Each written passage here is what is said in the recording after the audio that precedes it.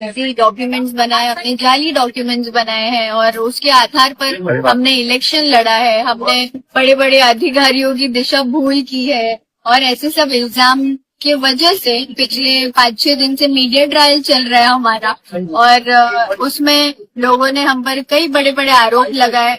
हमको not reachable करार दिया, हमको फरार करार दिया कि हम भाग गए हैं। तो ऐसे सब एलिगेशन जब लगते हैं और आप जब खुद पर्सनली ग्राउंड लेवल पर एसआईआर का काम कर रहे हो, आरटीई का काम कर रहे हो, टीएमसी हॉस्पिटल में विजिट्स कर रहे हो, पर्सनली जब आप ये सब कर रहे हो लेकिन मीडिया पे आपके बारे में ये सब चलाया जा रहा है, तो कहीं ना कहीं आप एज अ ह्यूमन पहले तो शॉक में रहते हो कि ये सब कैसे, क्या हो रहा है, क्यों हो रहा है, झूठ कैसे फैलाया जा रहा है। तो वो शॉक को अब्सॉर्ब करने भी 1-2 दिन लगता है और फिर उसके बाद में क्योंकि हम संविधान को मानने वाले लोग हैं, हम देश के न्याय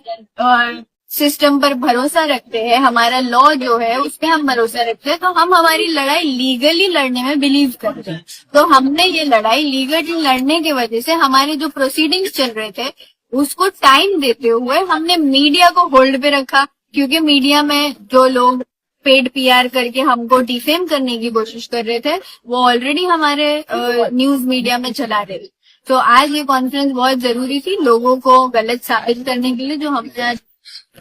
एक आखिरी सवाल, सदर शेख का नगर सेवक पद धोखे में, ऐसी टैगलाइन चलाएगी, क्या सदर शेख का सच्ची में नगर सेवक पद धोखे में आ सकता है, या आपके पास सच्ची में कास्ट सर्टिफिकेट के जो डॉक्यूमेंट जो जरूरी थे वो आप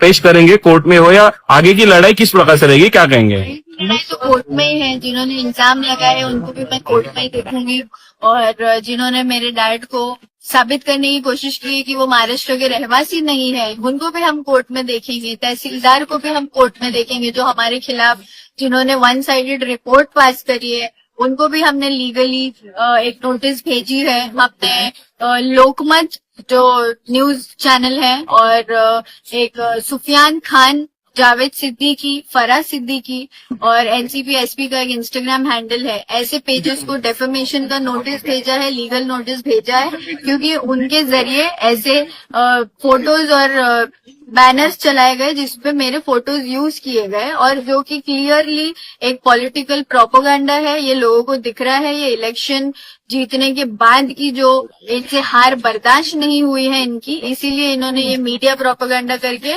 हमको डिफेम करने की कोशिश की है, तो इनको लीगली जवाब दिया जाएगा।